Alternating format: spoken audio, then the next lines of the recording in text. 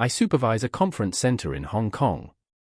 During a corporate event, an American consultant demanded access to a restricted floor to film behind-the-scenes content. Security denied him politely. He smiled, raised his phone, and said, "I'm protected by free speech," like he'd unlocked a cheat code. Security repeated the rule. He explained slowly that filming in public spaces was his constitutional right.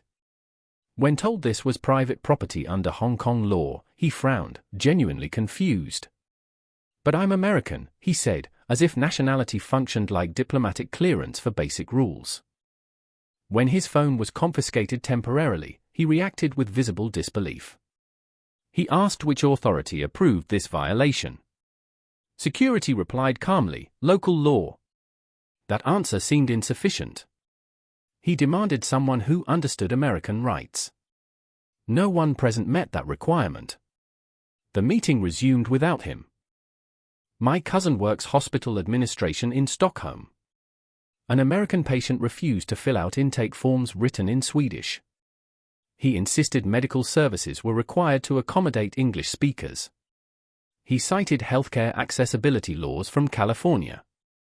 She explained Sweden's system prioritizes national language documentation for legal accuracy. He argued that forcing him to read Swedish violated informed consent. My cousin pointed out translated assistance was available verbally. That wasn't enough. He wanted official paperwork in English. This wouldn't be allowed back home, he said, offended. She replied gently, "You are not back home." After filing a complaint, he was stunned when nothing happened. No apology. No policy change. Just treatment, paperwork, and discharge. He later emailed demanding accountability for systemic language discrimination. The hospital responded with a brochure explaining Swedish healthcare law. He never replied again. What's striking isn't ignorance. It's expectation. These travelers don't think they're breaking rules. They believe rules are optional when personal values feel more important. American law is often taught emotionally, not jurisdictionally. When law feels like identity, crossing borders becomes psychologically destabilizing. I work venue operations in Barcelona. During a music festival, an American attendee climbed barricades to access a closed rooftop for photos. Staff stopped him. He argued the area was unsafe only by policy, not law. He claimed his freedom of movement was being unlawfully restricted. When escorted down, he demanded badge numbers and threatened lawsuits. "You can't detain me without cause," he insisted. Staff explained he wasn't detained, just removed. He kept repeating, "That's not how it works in America." Barcelona remained unimpressed by that information. My aunt runs a municipal office in Vienna. An American resident demanded immediate processing for a residency document. When told appointments were required, he argued delays violated due process. He referenced U.S. administrative law, insisting government inefficiency infringed on personal liberty. Austria disagreed structurally and emotionally. He raised his voice, asking who supervised them. She pointed at a framed organizational chart. He laughed and said bureaucracy was unconstitutional. She smiled politely and handed him an appointment slip dated 3 weeks later. He left muttering about authoritarian systems and European overreach. A friend manages nightlife security in Dublin. An American guest tried to enter a club visibly intoxicated. When refused, he shouted that refusal violated his right to assembly. Security explained licensing laws. He responded that personal rights override alcohol policies. Ireland remained unconvinced by constitutional enthusiasm. He filmed security while shouting about censorship. Police arrived. He asked for a lawyer immediately. Officers explained procedure. He kept insisting his rights were being ignored. Eventually, he was escorted away, still recording, narrating an imagined documentary about freedom under threat in Europe.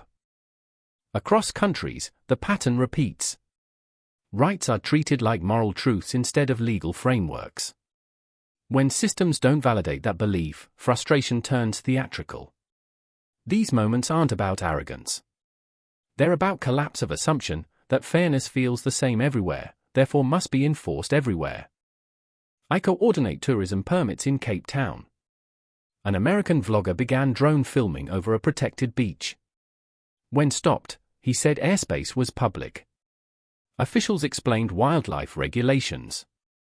He argued creative expression couldn't be limited. His drone was grounded immediately. He called it artistic persecution. Later, he appealed to international free speech norms. The official replied that protecting penguin nesting grounds ranked higher than YouTube content. He looked betrayed, like nature had personally censored him. His channel later featured a rant titled "Freedom Isn't Free in Africa." The irony is that none of these systems are hidden. Rules are posted. Explanations are offered. What shocks people isn't restriction. It's discovering that citizenship doesn't grant global override privileges. Travel reveals whether someone understands rights as laws or as feelings that should never be challenged. I oversee guest services at a resort in Bali. An American guest demanded a refund because the beach closed at sunset.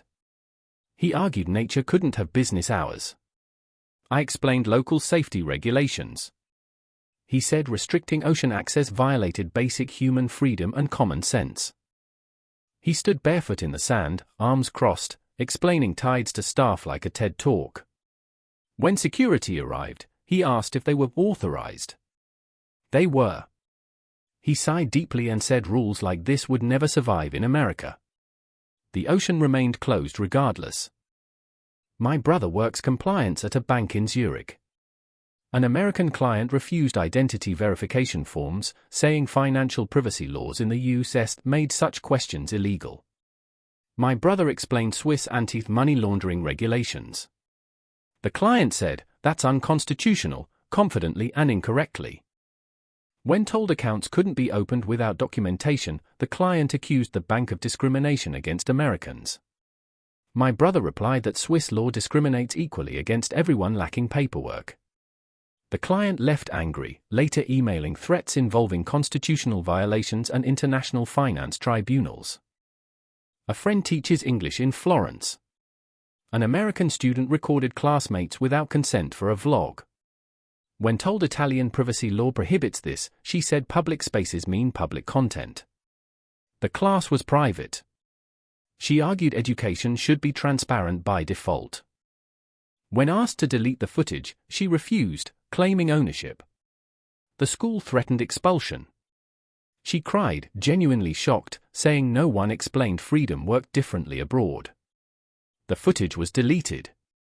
Her farewell post accused Italy of being hostile to creators.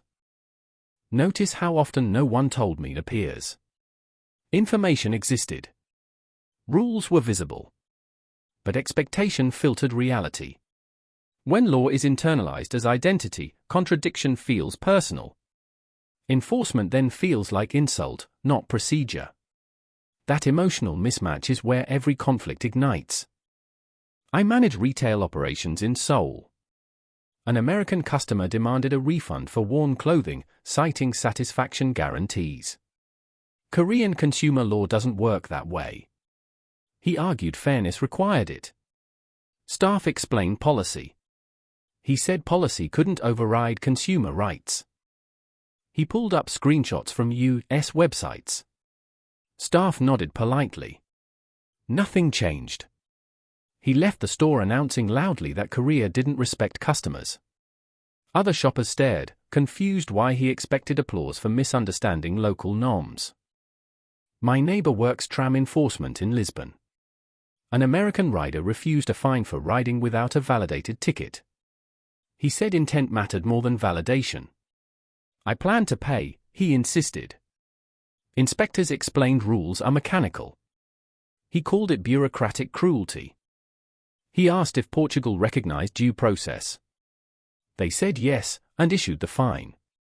He argued loudly that systems without flexibility were oppressive. The tram continued moving. Nobody joined his revolution. I assist event logistics in Mexico City. An American speaker ignored noise ordinances, claiming free expression. Police arrived. He asked if they'd heard of the First Amendment. They had.